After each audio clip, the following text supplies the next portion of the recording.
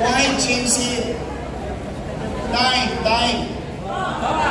Ito mas malalang sample. Magpapa-BP ka lang. Kailangan mo pa ng online. Bago kayo online, inatake ka na eh. Tama, mali? Tay. Pumanagag kayo. Kaya ang Diyos, sa tulong ninyo, nakabalik tayo. Ang una kong ibabalik, yung bakuna laban sa pneumonia. Bakuna sa flu. Naalala niyo yung pagpapakuna ko sa health center nung araw? Ibabalik ko ang vitamin C sa matanda. Vitamin C sa bata. Ibabalik ko metformin losartan. Ibabalik ko yung bakuna sa sanggol. At ibabalik ko ang gatas. Gusto niyo yung gatas. Ibabalik ko, ito importante, yung vitamins, iron, and calcium. Bakit? Pag nagbubuntis ang babae, kailangan niya ng vitamina na iron at calcium. Tama, mali? At higit sa lahat, ibabalik ko yung magaang na sistemang nauunawaan ng taong bayan sa health center dito sa Maynila. Pangatlo, pero kayo ang sasagot nito. Kasi may napapansin ako. Kaya lang pag sa akin nang galing, bias. Kasi kalaban ako sa politika yun. Talagang bias yun. Okay, kayo na mismo sumagot. Hindi ko alam kung pare-pareho tayong napapansin. Kasi napapansin ko, hindi ko alam kung napapansin nyo din. Nay. Napapansin nyo ba parang dumudugyot ulit ang Maynila?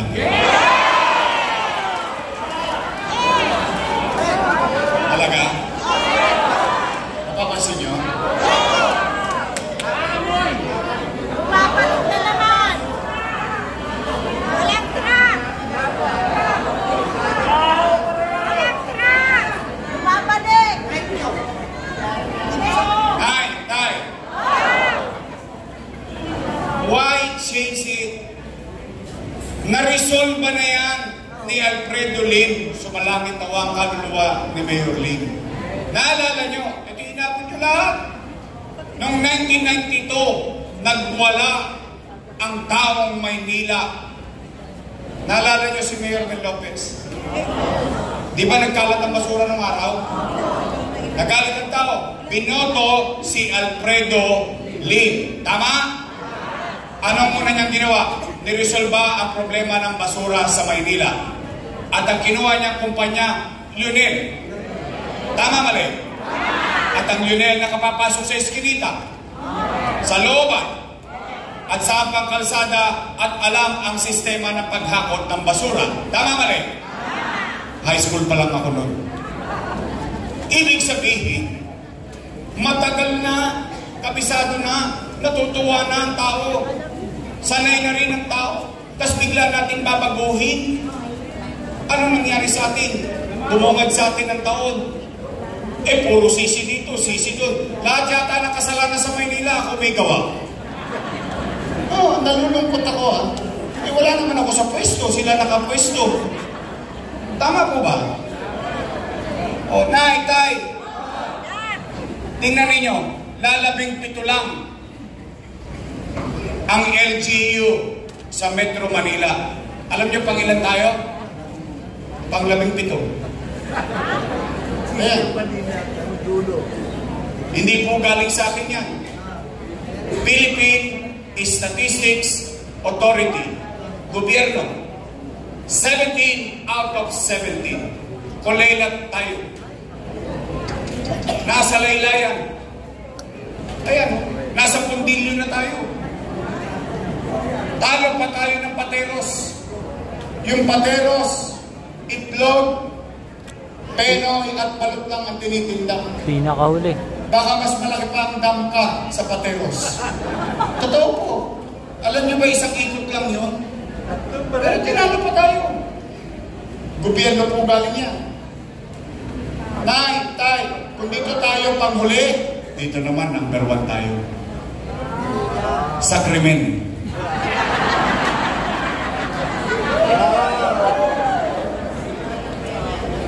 We are now number 1 in Southeast Asia sa crime index sa buong Southeast Asia. Not Philippines, but Manila. Tingnan nyo yung ibang ano dyan, lokalidad. Anong ibig sabihin yan? Ang Maynila, punong-puno na naman ng patayan, holdapan, nakawan, droga, nagbalikan na naman ang mga tolongges sa Maynila. Tay, real talk.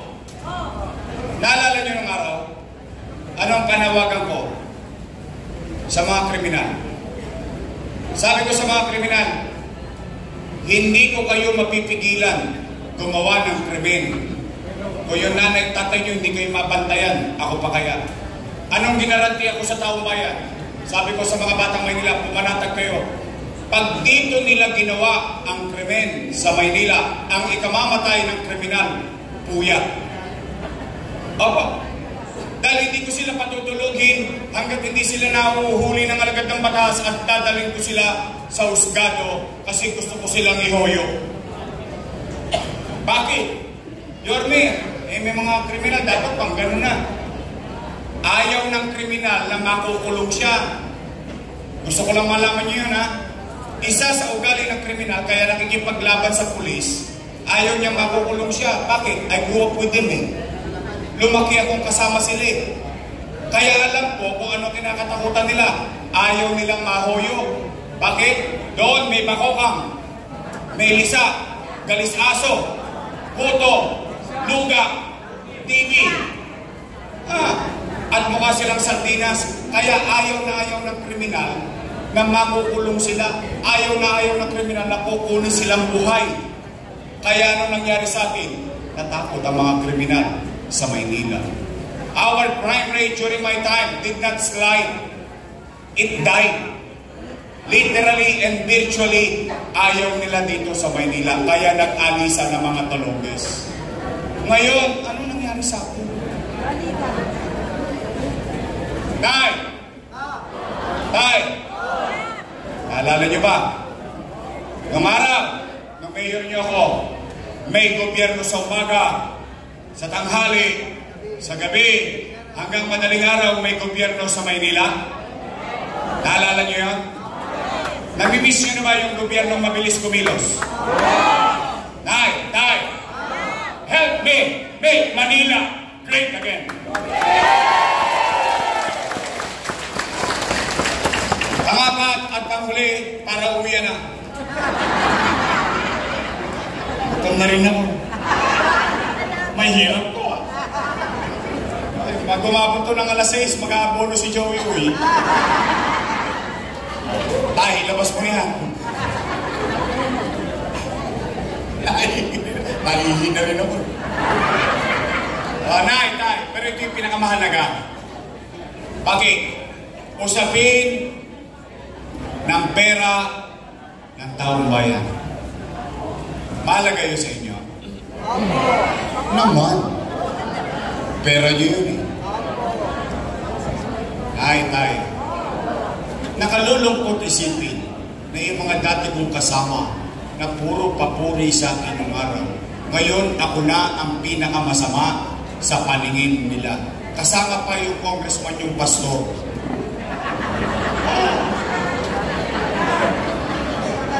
Totoo lang, ako naman, lahat sila masasakit ang sinasabi sa akin. Anong sinabi?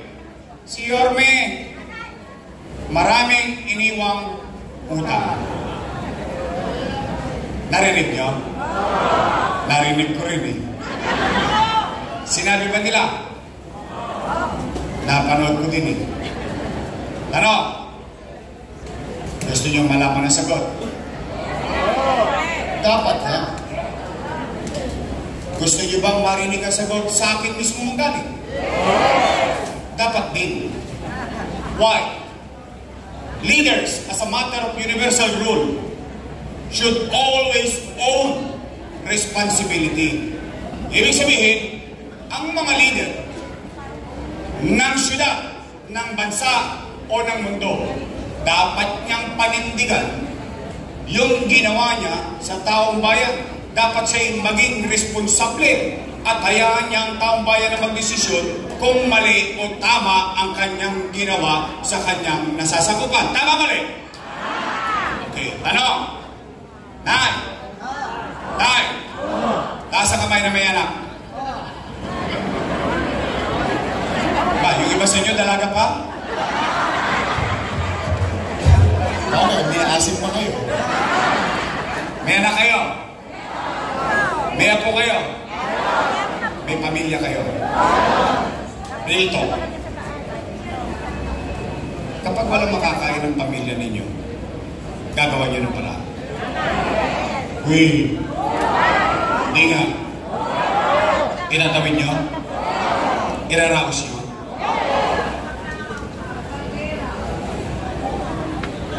Totoo ba ang kasabihan ng mga matatanda na ang isang ina o isang ama, isang magulang, susubo mo na lang, bibigyan pa sana?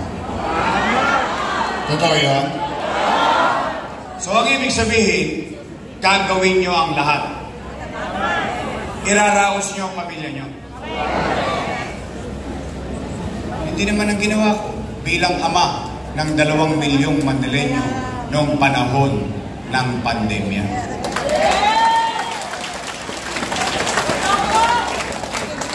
Tay, when you elected me as mayor in 2019, I took the responsibility. Wala kayong narinig sa akin na sinisi ko yung nakaraang administrasyon na walang iniwan sa akin pera. Bakit? Ba't ko pa sisihin? Bumoto na nga ng bagong mayor yung mga taga-Maynila eh. Wala kayo narinig na tinuro kong daliri ko. Walang perang iniwan. Ay, binalang niya ang pera. Wala. Nagmubo na ako agad. Bakit? Hiningi ko sa inyo maging mayor eh. Hindi nyo naman binigay sa akin ng kusa. Hiningi ko muna, then binigay ninyo. Di atang-atang ko na lahat ng problema noon. Tama, mali? Ano muna kong ginawa? Hinugasan ko Maynila. Mga dugyot ang Maynila noon. Libag dito, libag doon, panel dito, panel doon. Nililinis ko Maynila. Ano muna nangyari sa akin? Paglabas ko ng City Hall, nakaapak ako ng tae. Di ba naalala niyo yun? Sa labas ng opisina ko, and then I said to the people of City Hall, how can I govern? How can I ask? Paano ko sasabihin sa taong bayan, uy, magsipaglinis kayo ng tapat ng bahay ninyo? Doon sarili kong bakurang puro tae. O di ano nangyari? Nalinis ang Maynila, naibalik ang rekto sa taong bayan, lumuwag ang kalsada, umaaliwala sa tayo. Ano nangyari? Sumunod, kinausap ko mga negosyante. Ano sabi ko sa kanila? Bumalik na po kayo sa Maynila, patawarin nyo na kami. Bakit ko gusto sila bumalik? Kasi gusto ko kayo magkatrabaho. I went further. Ano nangyari? Kinausap ko McDonald's, Jollibee, Manginasal, Chowking, Popeyes. Ano sabi ko sa kanila? Bakit naman sa Japan pwede magtrabaho ang mga senior citizen? Bakit dito sa Pilipinas? Ano nangyari? Sinunod nila. Nagtatrabaho ang mga lolo-lola ko, ang mga nanay-tatay ko. Nay, ang krimen, bumagsak. Ang negosyo, umangat. Pumapayapan na tayo. May gobyerno hanggang madaling araw. Lumilipad na tayo. Ano nangyari? Boom! Bangga. Ito. Nagka-pandemya. Tanong, mahulaan ko ba na magkakapandemya? Anong epekto ng pandemya? Wasak ang ekonomiya. Nino? Ng Maynila? Hindi. Ng Pilipinas? Hindi. Ng buong? Walang ekonomiya. Walang hanap buhay. Walang hanap buhay. Walang trabaho. Walang trabaho. Walang pizza. Walang pizza. Walang chicha. Tama ba rin? Anong ginawa ko? 3 months. 3 months. Hindi ako umuwi ng bahay. Sa City Hall ako natutulog. Nag-aalala ko. Hindi ko malaman paano ko ililigtas 2 milyong bibig umaasa sa kanyang gobyerno. 2 milyong buhay na nasa dilim. Anong liwanag ang nakikita nila? Nisilip sa anak ko. Hindi ko sila pinuntahan.